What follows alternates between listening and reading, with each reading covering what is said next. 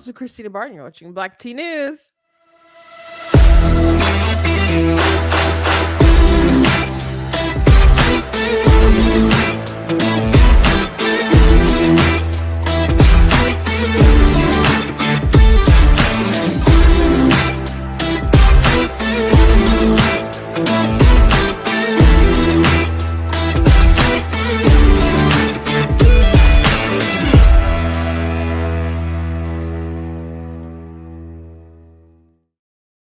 Hello. Welcome to Black Tea News. I'm your host, Christina Barton. Today, we're going to be talking about a couple of different things today. Hunter Biden's plea deal exploded. Something else that was pretty funny that happened is that just really stupid and funny. Like, I can't believe someone would do that. But his attorney apparently tried to get the whistleblower testimony thrown out. So they called into the clerk pretending to represent a different counsel and opposing counsel, and obviously really ridiculous and something they could get disbarred for. So Hunter Biden has now pled not guilty. We'll see where everything goes from there. Of course, the White House is being very mum now on their commentary, like, he's a private citizen. Okay, yeah, sure, whatever. I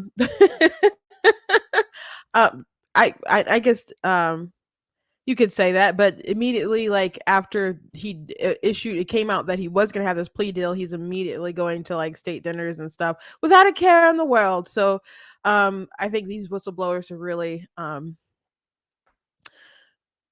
shook the system of what they thought he was going to get away with, and maybe he will still get away with a bunch of all this stuff anyway, but the judge wasn't cool with it. Also, I did see Oppenheimer last night, so I want to talk about it. I mean, it's history, so I don't know how much of a spoiler you can give with it, but I will talk about it and give a spoiler free review, I suppose. And also want to keep diving into this whole controversy that Kamala Harris has really drummed up regarding Florida and their education and their African American history, program. And it's so silly. And I did a TikTok that's doing pretty well. So if you haven't seen it, I'll go ahead and show it to you guys. And most people, I think, are kind of getting it, at least when they watch the video. But there's some people who still are saying dumb things, and some people have said some racial things toward me for even posting that, which it's whatever. But Kamala Harris is just so insincere and unwise. So we'll go through all those things today. Before we jump into it, I encourage you guys to go to blackteens.com, check out different content on my website, different articles, different videos, etc.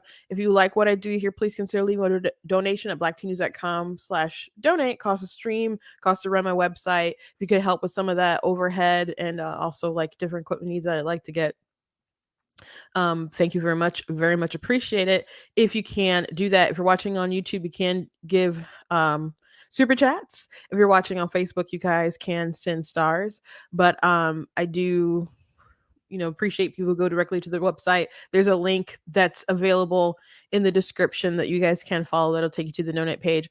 Also, you guys can support in other ways as well, getting some cool merch. Like, I had this shirt on yesterday. I love that shirt. We got the Be Better Not Better, something we should probably send to Kamala. There's the Denounce White Supremacy Defeat Joe Biden shirt. Someone today had left a comment on one of my TikToks and like, the party switched, right? And I'm like, then why is the current Democrat president of the United States someone who thought that he could win by bragging about being from a slave state? And she's like, where's that from? And I'm just like, people still don't know about that. So anyway, it's on the shirt along with a list of some other things. So it's a good conversation starter. So you guys can look at Black Tea Mug, of course, and other stuff you guys can check out. And also, I do have books. I have more than 30 written. I have 17 published. 2 are nonfiction. The rest are fiction. Here's a picture with me and with 15 of them. I have children's chapter books, which I'm so glad for those of you who got for your kids and they've really liked it. That warms my heart, really. Also do have, historical fiction, fantasy. Imagine this is like X-Men meets Civil War. Really love that series. I have other kinds of stories, mermaids, werewolves, vampire. I just write whatever I want to. Essentially, so paranormal romance, contemporary fantasy, et cetera, action adventure. And of course, I have my book, Of Course, God is Blatantly Against Abortion, that you guys can also check out. And it's pretty self-explanatory, but it does also cover like rights and the science and philosophy, not just theology. So go ahead and check it out. So I guess we will start off. If you haven't seen the video that I posted on my socials, I will just quickly show you guys. Kamala Harris, we'll get to the Hunter Biden thing, but I want to talk about the Kamala Harris thing because I want to start with my funny thing, and that's um, you know, my Kamala Harris thing that I'm going to show you guys. So, if you don't know what's going on, she is taking a portion of the African American history studies in Florida, and there's a section. It's really really extensive, has a lot of stuff in it, and she's bugging because it says that they'll learn about different skills that slaves learned that could end up being beneficial, and people are interpreting that, choosing to interpret that as, oh, there's a benefit to them being slaves. Let me put it this way. um if I learned to be if I was enslaved and I was a blacksmith and then I was freed, maybe free myself with wages, I don't know, but let's say I was freed. And I decided to go get a job as a blacksmith. You could say that I learned those skills and use them to go and live the rest of my life according to my own terms. And if you're like, aha, you're trying to say slaves benefited from slavery, no, because it's possible to have learned those things without being a slave. So you didn't have to go through this terrible thing to get these skills. They're not saying that it's a good thing you were enslaved so you could learn these things. You just happen to learn them, and now you're going to go live the rest of your life. That's what it is. Not that it's a good thing you were enslaved. They're better off being enslaved. That's not the moral of the story. That's not what they're trying to teach. And if you look at that section and look at all the other things that they're teaching, it's pretty obvious if you're someone with like any sort of functioning brain that can think critically. But Kamala Harris and a lot of these other people are just so dishonest, and so many people are running with it. So I did this skit to illustrate this point. So I do have it on YouTube Shorts, I do have it on TikTok, I have it on Facebook, I have it on Instagram. I feel like I'm missing a place. I don't know. I guess I have it all over. So you guys can go ahead and share it with somebody if you would like to get this point across. Because it's really, really simple. Really, really simple. So I'm going to go ahead and just play it from my Twitter, formerly known as Twitter, which is now, X. Now that I'm no longer a slave, I will never hem a pair of pants for free again. I'm going to take my skills and become a master seamstress. So what you're saying is that you support slavery. Good Lord, child, what's wrong with you? By using those skills, you're saying it was worth enslaving you, that it was a good thing. No, what they meant for evil, I'm going to use for good. I developed these skills with my forced labor, and now you take issue with me taking those skills and making some money? You are just trying to support revisionist history. It ain't revisionist history, it's just what happened. Who are you anyway? I'm Kamala. I'm the Vice President of the United States. You mean to tell me that we progressed so far forward that one day descendants of slaves will be elected to the highest office? But Barack and I descended from slave owners. I'm sorry, what? Look, Ron DeSantis is racist. Florida is racist. Look at my Venn diagram. I love Venn diagrams. Want to know about the passage of time? Something seems very wrong with the future. So yeah, that's it. So it's making its rounds. I had just posted it on Twitter this morning. I had posted it right before I went to the movies to see Oppenheimer. And so I was trying to post it on Twitter as the movie, we were late to the movies. So we missed like all the previews we went to Imagine, and Imagine after the previews, they have like a little message from the CEO or whatever. And so we came in like during that segment, I guess. No, I think the tail end of a preview, and then it went into that. And then I'm like trying to like finish uploading my stuff while it's go everything is going up, and I'm like, I better put the phone away. So by the time the movie was over, because it was 3 hours long, um I was like, I might as well just wait till the morning. But everything else, I had basically uploaded it to it last night. But again, no, the only people trying to make the argument that slaves benefited from slavery is Kamala Harris and the people who are parroting that talking point. And I'm not saying that they're making the case that slavery was good for them, but that's what they're saying. That's how they're maligning the entire curriculum. The entire curriculum looks pretty extensive, and more than the average Joe probably learns in school for that stuff. Um, it seems like a lot, that it's pretty extensive. So it's funny, and Ron DeSantis mentioned this in one of his interviews. I don't think maybe in the one that I'm about to show you, but he said they were saying before that Florida didn't have African American history, and now they're like, oh, but they're teaching this particular. So are they teaching? Are they not teaching? But they are teaching it, obviously. But now you're upset about what's being taught. So I'm gonna go ahead and play one of the interviews with Ron DeSantis talking about it. This is really, I guess, reminiscent of the "Don't Say Gay" bill, but except this one is I don't know. I think less people are swallowing it because it's just egregious. Plus, Ron DeSantis didn't write the curriculum. Like a lot of Black scholars and educators and folks made it, not Ron DeSantis, and it was all public and stuff. So we'll get to another interview that Megyn Kelly had with one of the people who is responsible for it. But here's Ron DeSantis. No, Jesse, she hopped on that plane very quickly on Friday to come down to Florida to spew this hoax. She wasn't going down to the border to actually do the job there to secure it.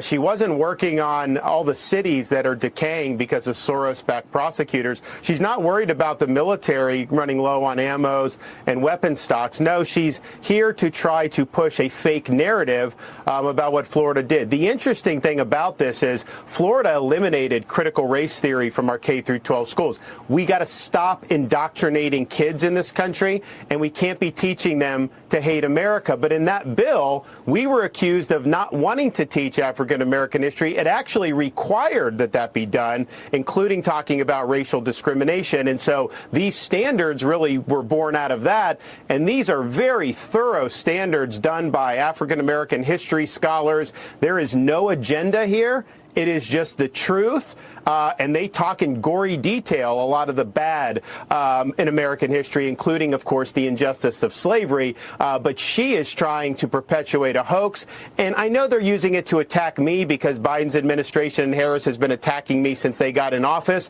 and they're always attacking Florida. But they're really impugning the work of people like Dr. Allen, who were not involved politically. We're just trying to do a good job and produced really robust standards.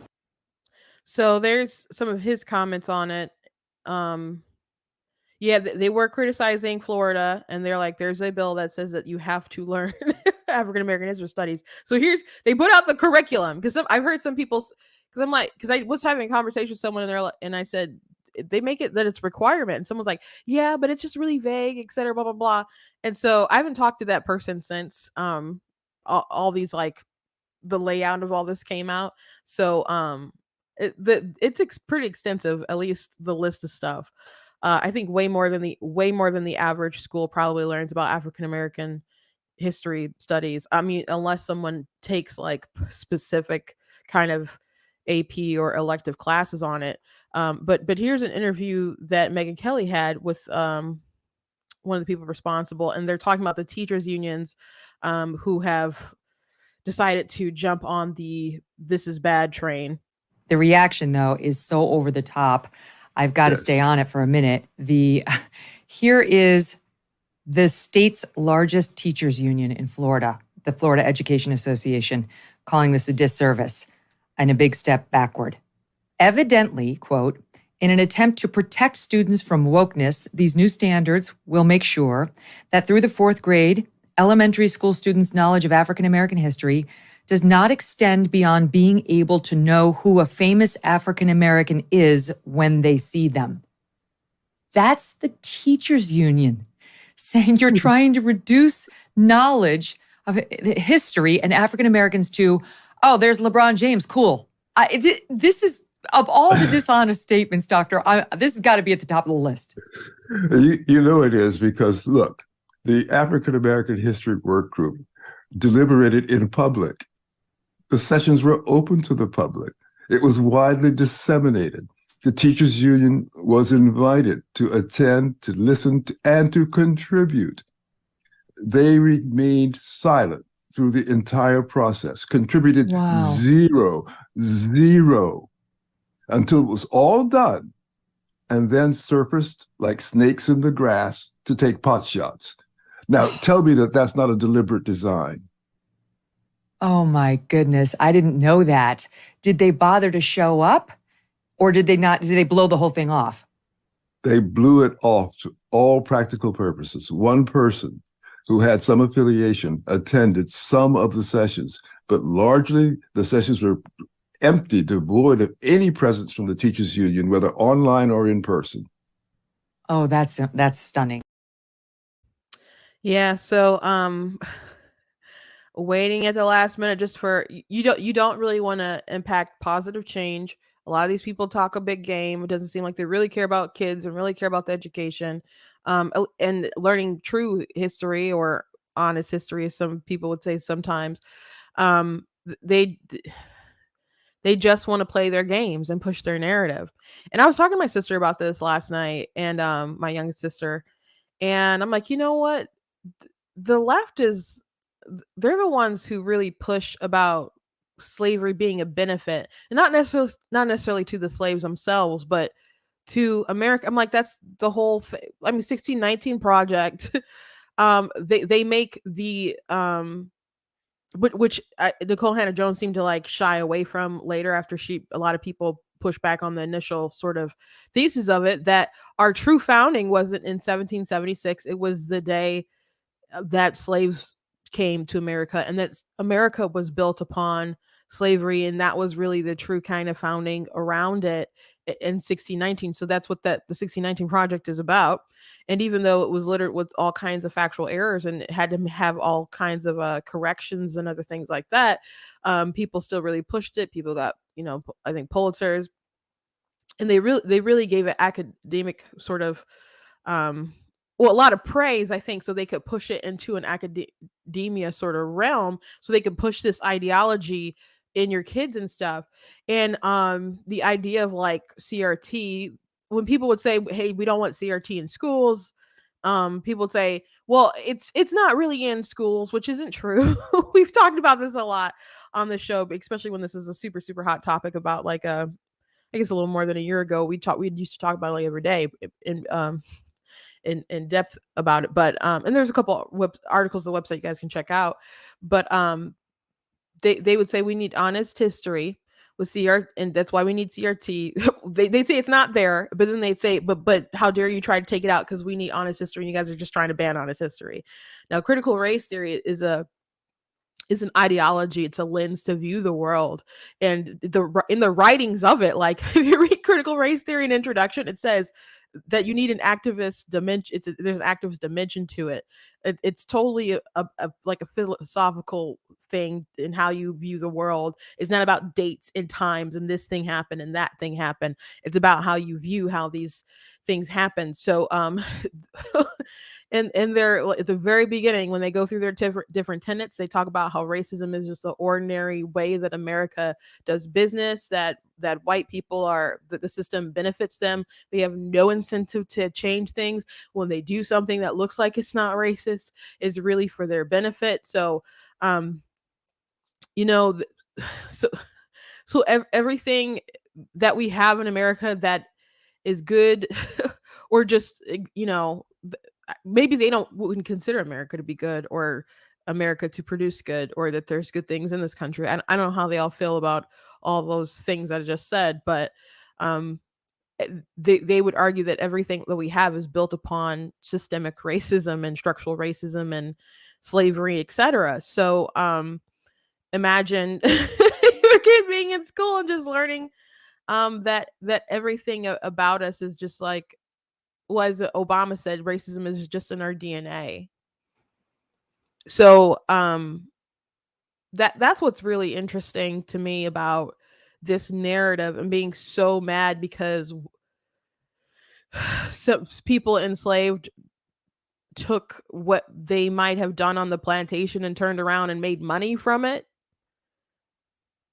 You're offended by that, but not all the other things that you push on our kids or try to push on the kids. And it's funny because people were mad that there was like an AP course that they rejected in Florida, and they rejected because there's a bunch of woke stuff, including like queer theory stuff. And they start off with these headlines like, oh, they rejected these African American courses or history or whatever. So that's because they're racist and Ron DeSantis, yada yada yada. But if you ask about a bunch of like African American parent or black parents and stuff, they'll probably say, I don't want my kid learning about no queer theory stuff. so they they build up this outrage because they want to hide particular things in. While the outrage is going on, you're distracted and you don't see what they're really trying to do. So I'm glad that they, stopped that stuff from leaking through. But now here's some more outrage, and you're distracted. You can't even see like the long list, and we went through some of it the other day. I think it was Friday. And there's a National Review article that you guys can check out. It's something like Kamala Harris is lying about Florida standards or something. And you can see a list. You can go read the actual curriculum, but you can see the list of every mention of, that the topic in the curriculum. And it's long and they cover a lot. So if you're being honest, if you're being even a little bit honest, you know that this is a nothing burger, and that Kamala Harris is just lying because this is all she has. She's not good at what she does as vice president. I don't think people really like. I mean, people don't like her. She has a very historically low unfavorable opinion for a vice president, and she probably doesn't have good relationships with the president because she accused him of being a segregationist, on the world stage. So I don't think you just kind of get over that. And rumors that Jill's not too fond of her, and every time she gets in front of a camera, she just says things that are just they're incoherent. And so some people teased about my Kamala impression, which, by the way, I don't think is very good. There's some people who nail Kamala, and I just didn't think I had that in me. People got it enough to know what I was trying to do. That pearl necklace I had on, it was like in a jewelry box, and it was really tangled. It took some time to I have to at least wear the pearls so I understand what I'm trying to do. There's other people that do a better impression, but people were like, oh, that was too coherent. It made too much sense. And then people in the comments, like on Twitter, were just writing in other lines of things that she had said before that didn't make any sense. So the outrage is all she has, for people to point and be like, listen, the woman of color is angry. I'm an angry woman of color. Look at me. So that's her shtick, because it's not fixing the border, getting that a hold of that at all. She's not good at her job. And Joe Biden, Godspeed to him. Hope he can hold on for a bit while longer. Man, I really don't want her to be president. I don't like him at all, but hopefully they'll just be defeated in the election. Moving on. Hunter Biden is his deal just kind of blew up. Kara, bring us up to speed. What is the latest?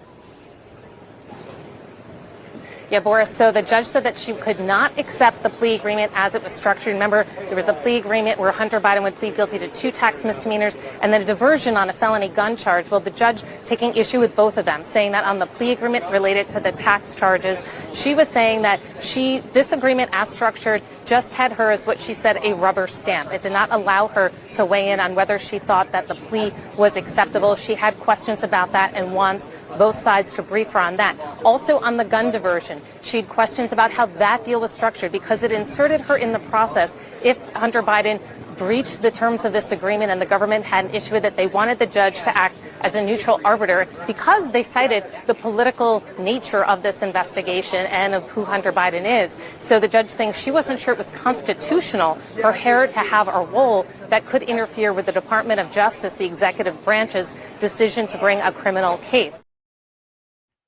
So he ended up pleading not guilty. And the White House was asked about all the news, and she just tried to dodge. Now, I know many people have been following the news in Delaware today and we're going to have a lot of questions. And so here's what I'll say at the top before I turn it over to my colleague, the Admiral. Hunter Biden is a private citizen, and this was a personal matter for him. As we have said, the President, the First Lady, they love their son, and they support him as he continues to rebuild his life. This case was handled independently, as all of you know, by the Justice Department under the leadership of a prosecutor appointed by the former president, President Trump. So for anything further, as you know, and we've been very consistent from here, I'd refer you to the Department of Justice and to Hunter's representatives, who is his legal team, obviously, who can address any of your questions. So that'll just kind of be their thing, that they don't want to, that's, they got to talk to his lawyers, blah, blah, blah. So she doesn't have to deal with all that from the podium. I was about to say pulpit, but just force of habit, I guess. But, not to her being on a pulpit, but I want to show you guys a video that I was going to show you guys, I guess maybe last week, but I just didn't get to it. And this is obviously before this implosion, but the media was interviewing Chris Christie, who I'm not crazy about and definitely don't think should be running for president right now. But, since he is, and he's, talking trash about DeSantis and Trump or whatever, he gets on the shows. And so he was asked about, the Republicans and how much focus they have on Hunter Biden and if they should redirect. And he said no. He said no. So I thought it was a good clip from Christie, who I'm not always, happy about. So let me show you that, because I think what he says speaks to why so many people are talking about this a bit. Issues in this campaign, and I want to ask you about one involving the president's son, Hunter Biden, who's going to appear in court this week to plead guilty to 2 misdemeanor tax charges and will enter into an agreement that could avert conviction on a gun-related charge. The deal has infuriated many congressional Republicans who are holding their own hearings. And I wonder, after this plea happens, if you would advise your party to move on. No, I wouldn't, Margaret, and here's why. The conduct here by the U.S. Attorney in Delaware and by the Justice Department, it just can't be justified. It doesn't take 5 years, Margaret. As you mentioned, I was the U.S. Attorney in the 5th largest office in the country for 7 years during the Bush administration. It does not take 5 years to investigate 2 misdemeanor tax counts and to dismiss a gun charge. And we need to know what they were investigating and why these are the charges they concluded to. This is not just any person. This is the son of the President of the United States. And while justice needs to be equal, it needs to be equal. And it doesn't appear to me that this is the way to do it. And I would say one thing on the gun charge. I mean, this is a case where Democrats yell and scream for more new gun laws in the country, yet you hear no Democrat, yelling about the fact that Hunter Biden intentionally lied on his gun permit application, mishandled the gun after he received it with a false permit application, and faces absolutely no penalty. Guess what? The guy who sponsored that law was his father, Senator Joe Biden, and that charge carries a 10-year sentence, Margaret. We need to explain, they need to explain to the public why that was done. So no, I don't think it's time to move on. And you know that the U.S. Attorney in Delaware was appointed by former President Trump. On issues... Incompetent, Margaret. It doesn't matter whether, you're appointed by a Republican or a Democrat. If your work appears to be incompetent and inexplicable, you need to explain it. So that's the end there is why I wanted to play that clip. Though it's a good kind of reminder, the gun charge and stuff. I say that a lot. I'm like, the Democrats cannot be all like anti-gun, especially Joe Biden, and not believe that there should be some kind of punishment for Hunter Biden, or not be outraged that there's not a punishment for Hunter Biden, who obviously clear cut, open and closed shut case as far as his gun, lying on the gun permit, because the dummy wrote about doing the drugs and stuff in his autobiography at this time where he got the permit, and lied about being sober and other stuff, and really didn't handle the gun right, was really irresponsible with it. So if there's no penalty for that, but you want all these new gun laws that infringe upon other citizens who are law abiding, it just makes us question, is your problem with guns, or is your problem with us?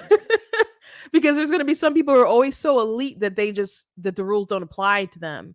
And you already know that the criminals aren't going to just, like, if it was like a forced buyback or something and people had to give back their guns, what would happen to the criminals? They're just not going to do that. There's a lot of guns in the USA, man.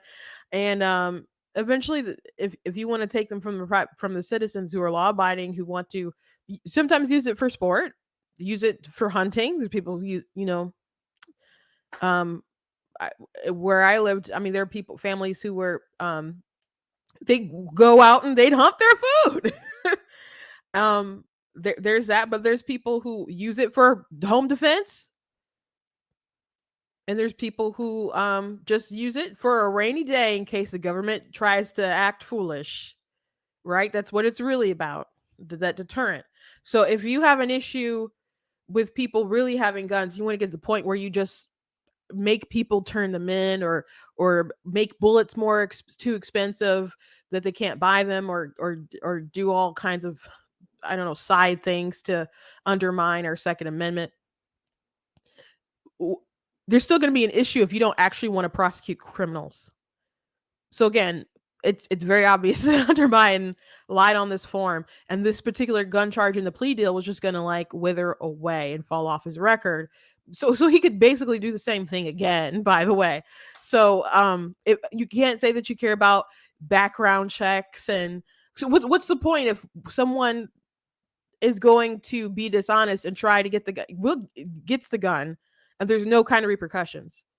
So I thought that was great, but I really wanted that tail end when they're like, oh, but it's a Trump appointed person. Look, as he said, incompetence is incompetence, and we need to know why these things occurred this particular way.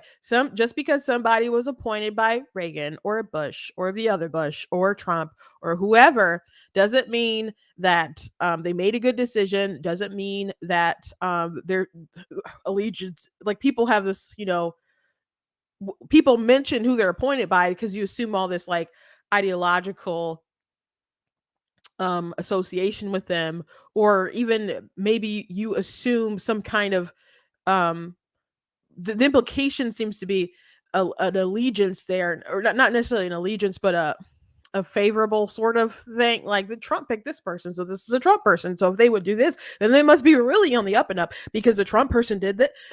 So there's that kind of underlining belief there or whatever. But no, you just have to analyze someone's work. And if it's good, it's good. If it's bad, it's bad. And there's things about this that didn't make sense. And obviously the whole thing has blown up. I'm still not going to hold my breath about Hunter Biden being held accountable for anything. I don't foresee him going to jail or you know, for 10 years for the charge or for the gun charge. That's what I guess would be, but or really his taxes, and his dad could always pardon him, you know. So people just like, if you're out there salivating for him to go down, I don't really think it's going to happen like that. But this is politically obviously very bad for the president, especially if they're continuously looking into Hunter Biden's finances, because they are intertwined with Joe, and Joe did absolutely get benefit from his dealings with his son, as he curried favor because he has the name Biden. Absolutely. Absolutely. So anyway, you guys know that there have been whistleblowers that have been IRS whistleblowers who have been upset about the case. We've watched some of their statements in other episodes, but it was entered into the record, the testimony. And so one of Biden's lawyers, Hunter's lawyers, allegedly, I guess, tried to call the courthouse or call the clerk to get it removed, pretending to represent the other side. So I'm reading here from there's quite a few articles about it, but I'm just going to read from the CNN one. Judge threatens to sanction Hunter Biden's lawyers after legal dispute with GOP lawyer. Hunter Biden's legal team denied Tuesday night that they lied to the court officials to get filings from a senior Republican lawmaker removed from the public docket, blaming the dispute on an unintentional miscommunication on the eve of their client's plea hearing. Their denials came in response to the U.S. District Judge Mary Ellen Norica, who is presiding over the case, and threatened them with sanctions amid accusations that a member of their staff misrepresented who she worked for while successfully requesting the removal of the GOP filing. That's dirty. That's messed up. I hope this person's disbarred. The dispute appears to stem from the unfortunate and unintentional miscommunication between a staff member at our firm and employees of the court, Hunter Biden's lawyers told the judge. Hunter Biden is set to plead guilty Wednesday morning to 2 federal tax misdemeanors. He did not plead guilty. Well, the plea deal didn't work out. So he's pleading not guilty, or pleading not guilty for failing to pay taxes on time in 2017 and 2018. The plea deal will also resolve a felony gun charge. Yada yada yada. So we know all this really blew up. So isn't that crazy? Isn't that crazy?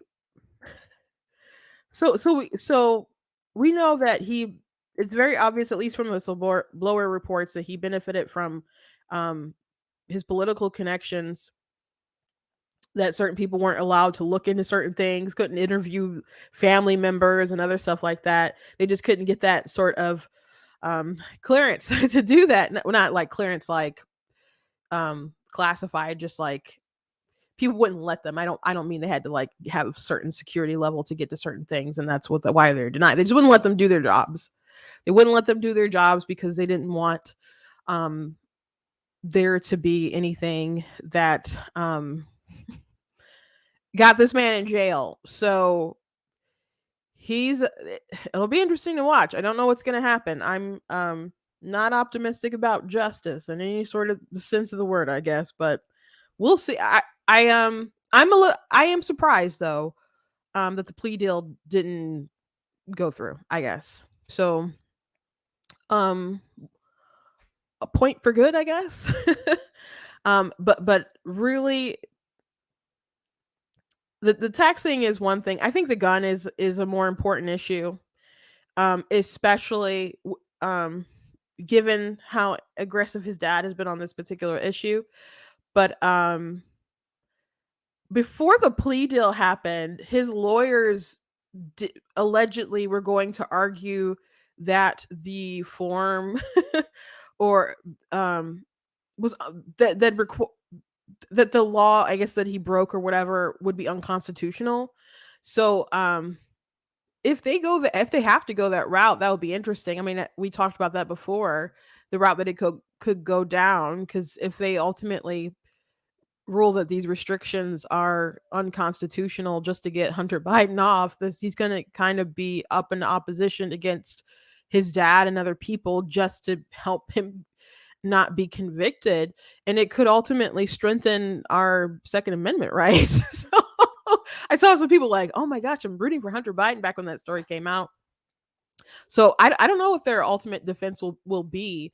um you know but I think the gun charge is pretty off. I think all the stuff that he obviously wrote off on his taxes is pretty ridiculous, but again, you can't have this mentality of the rich has to pay their fair share, and you or your son, like as far as like Joe Biden, his son is using, writing off hookers and stuff on his tax returns and a bunch of other things that are inappropriate. So you should really make sure that your house is in order, as you try to save the soul of America and lecture everyone, and not just lecture, but really limit people's rights and their freedoms and their liberty. So it's an interesting story. We'll continue to I guess see what happens. Keep you updated. Last thing I want to mention today is that I did go see Oppenheimer last night, and I've seen so many good reviews on the film. This is Savvy. I follow This is Savvy.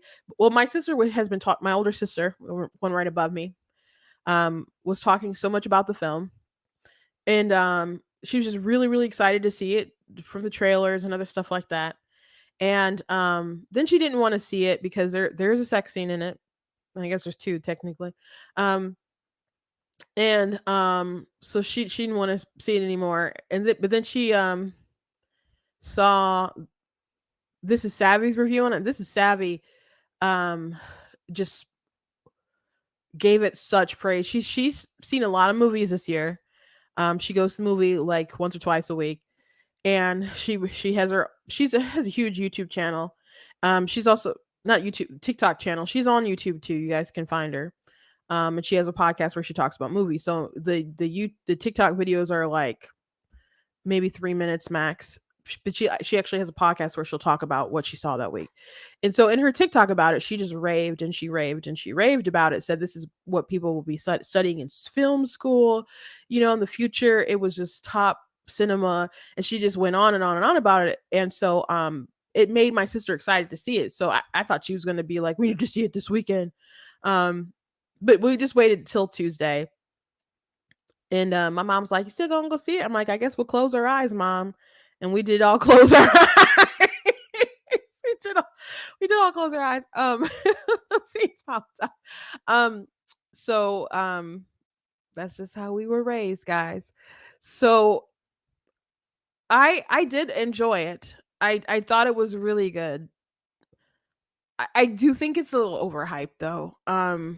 Because people acting like it's, I don't know, the best thing out there or has been for a while. Like maybe it's because movies have been just so trash lately, but I did like it. I did enjoy it. But I guess people shouldn't hype me up so crazy, because I was like, I don't know. Like I can't quite get to that level that other people were at about it. So it was 3 hours long.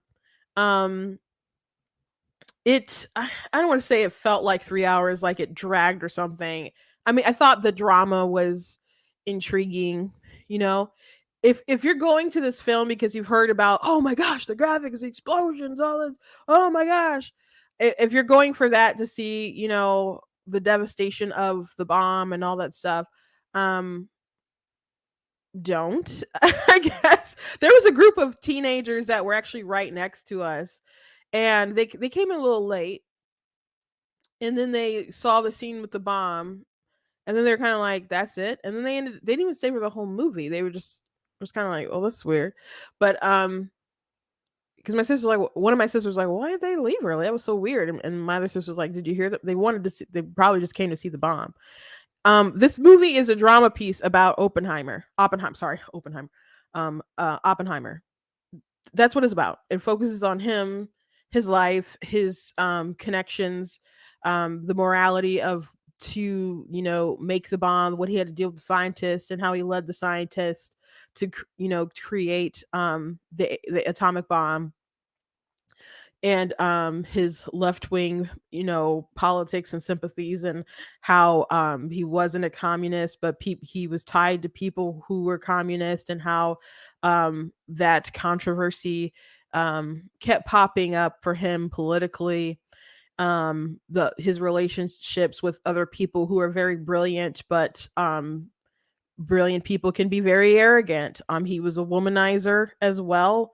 Um and um so he it, it was an interesting story, an interesting character piece between him and Louis Strauss was um the dynamic with him and Oppenheimer. So the drama was good. The actual like explosion when I got to that scene, that just I don't want to really do spoilers, but they only show like the test of the bomb. If you're waiting for to see what happened when they dropped it on Nagasaki and Hiroshima, they don't show those things. If in case you're waiting, my mom, she did fall asleep. She thought she might. She's like, yeah, I might have to nudge me because 3 hours. It was 3 hours, and I don't know if it was like a jam packed action. Like maybe there wouldn't be an issue, but she nodded off a few times. Every time I was sitting right next to her. I was looking to make sure that she didn't, but I must have missed some some of it, of her nodding off. But when it was over, she's like, I must have dozed off when they dropped the bombs in Japan. We're like, no, ma, it didn't happen. She's like, because I must have missed it. She's not Southern. She just has like a Detroit country accent that I'm sure she picked up from relatives, who lived down south. So yeah, if you're expecting that, waiting for that, that's not going to happen. It is a character piece about particular events in his life, and his life really being grilled, and his wife was even like, why are you letting people pick apart your life? You need to fight back. So it's straight drama. Now, what something that's really really great about it, and it's kind of like a who's who of film. There's so many um great actors in it. Like Cillian Murphy does a great job. Florence is really good. Emily Blunt. People were talking, so does a really good job, but people were hyping it so much, like they're gonna win this Oscar, and they're gonna win that Oscar, and they're gonna win that Oscar. And I'm like, okay, maybe they will. They did really good jobs, but I see something that was like I don't know, acting of the decade. I don't think so, but they were all really great though, and they just came and they performed, and up to a great level. And but I didn't quite see I didn't rise to that level of hype that people were given. But Robert Downey Jr. did a great job. Emily Blunt, people were talking about her performance. I'm watching it, I'm like, okay, she's doing all right, she's doing a good job. But then it got to a point where his wife had to be like interrogated or interviewed and stuff, and then Sheila, she really shined in that moment. She did something at the end of the movie that I'm like, that my mom would have did that. But there were Matt Damon, of course, was in it. Rami Malek, who's also an Oscar winner, was in it. They had like 4 Oscar winners on here, I think. Haven't seen Josh Peck in a minute. Josh Hartnett was in it, had a pretty big role. I've never been a big Josh Hartnett person, but he was given something in the movie. I don't know. He was like, he was a vibe. I don't know. I was liking him in the movie. Gary Oldman, I thought he retired from acting, and he played Truman. And it's amazing. Like, I mean, when Chris Nolan calls you and says, I would like you for this film, you probably just say yes. But Gary Oldman has been in a lot of stuff. He's an amazing actor. And can just transform into so many different people. And he did, I mean, a really stellar job. But I thought again that he was I thought not like dead, but like just done with acting. I didn't want people to misinterpret that. Casey Affleck was in it. I think he's also an Oscar winner. Just a lot of Kenneth Brenner was in it. Just a lot, just an incredible list of actors that a lot of you would really recognize, and they just came with their A game and did a great job. Um, but did I think it was the masterpiece that everyone was describing? I thought it was solid. I thought the cinematography was really good.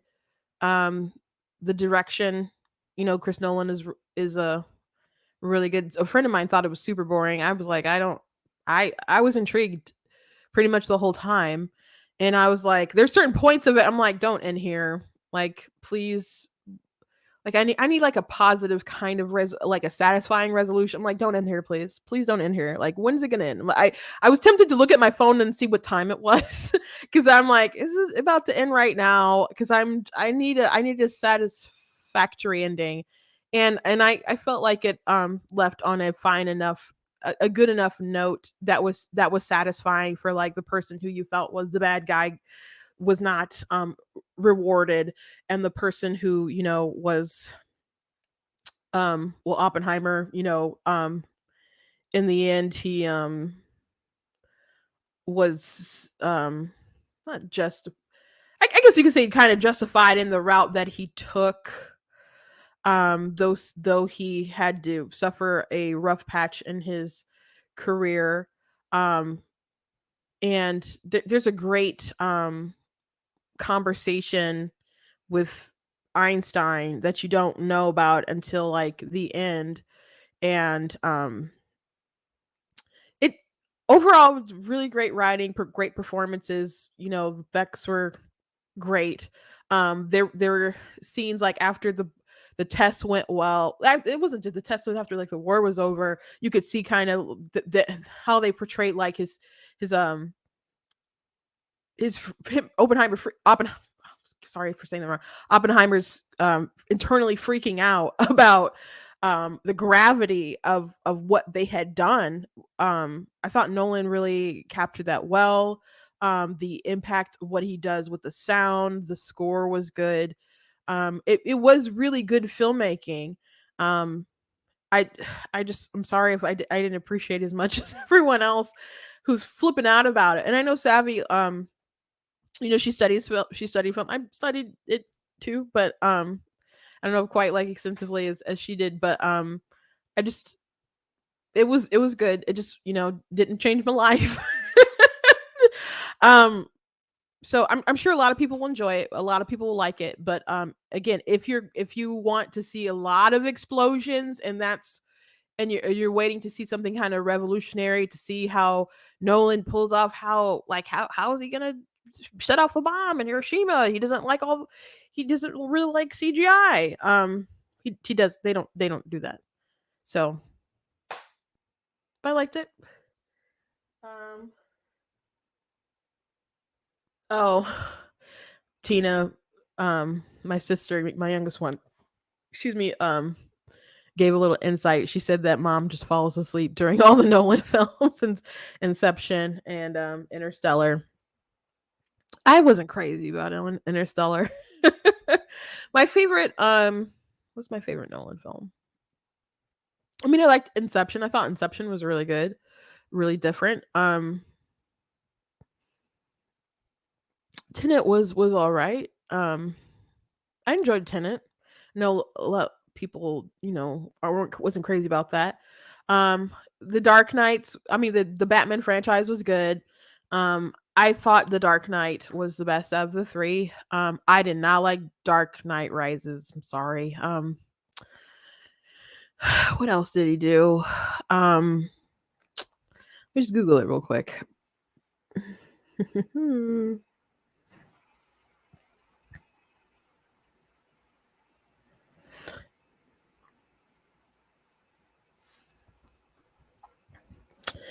He did I didn't see Dunkirk. I did not see Memento. A lot of people say Memento is really good, but I didn't see that one. I did see Prestige. I did like The Prestige. I did not see Insomnia or the following. So he does a good body of work. Again, he's the kind of person you want his phone call, you take his phone call and you go work the magic. I the sex scene in it, I didn't feel like they needed that. I understand why they put it in there because I was really surprised. I was like, no one doesn't do stuff like that. And they're like, I don't know, he put it in there. So I get why I did. I don't think he needed to, but we close our eyes. We close the eyes. So yeah, I you can go ahead and check it out. It was but just be aware you're seeing it for the drama and the script and the dialogue. There are cool things that he did as far as like the bomb and the test and what he did like with the sound and stuff. Um and the emotional impact and the gravity of what happened before and after. Um but I liked it a lot. I just thought it was overhyped. Anyway, you guys can tell me what you think. Please go ahead and drop your comments and stuff. But that's all that I got for you guys today. Hope you guys enjoyed the show. Please go to blacktnews.com, check out different content on my website, different articles, different videos, etc. If you like what I do here, please consider leaving a donation at blacktnews.com/donate. It costs a stream, costs to run my website, and there's different equipment needs and other stuff I like to upgrade and need to get, etc. So if you can support in that kind of way, God bless you. Very much appreciate it. And if you can't, I thank you guys for just liking and commenting and spreading the word. Those things really do help as well, especially since I am monetized at least on YouTube, and for as long as that continues to be a thing. But you guys can do super chats. You guys can do if you're watching on Facebook, you guys can do stars. But there's a link in the description that should take you right to the website if you would like to donate, whether it's a gift of $10, $20, $50 more. Again, appreciate it. Check out different merchandise that we have available at blacktnews.com. Like again, I'll mention the defeat Joe Biden, the denounce white supremacy shirt that has a list of his racism on the back. There's a long sleeve version of that, but it's quite hot right now. So depending on, I guess, what side of the world you're on, but it's definitely a warm summer and very rainy. I don't know how crazy you guys could hear the rain at first. It's done raining now, but it was I think maybe the lights flicked one time. I was like, I don't know if we're gonna be able to get through it today, but I'm glad we did. You guys can also check out books that I have. All my books are available on Amazon, but I have of course, God is Blatantly Against Abortion. My sister Tina in the chat is the one who, if you're watching on YouTube, she's in the chat anyway. She's the one who drew this picture of the hand of God reaching out to the baby. She did a great job, so I'm very appreciative of that. It covers theology, it covers rights, it covers philosophy, it covers a lot of our politics of the day. So it does a pretty good dive into the subject. I could have continued writing that forever, and eventually I had to say, you got to stop. You can write something else later. You guys can also check out other books and stuff that I have available that are fiction. And so I really, really, really, really love to write. So thank you guys who've taken an interest. You can just search my name on Amazon, but if you go to Black Teen News, there's a banner at the top of the merchandise page that'll take you to ninjadispublishing.com, which is my book site. So thank you guys for watching, and we will see you tomorrow. God bless.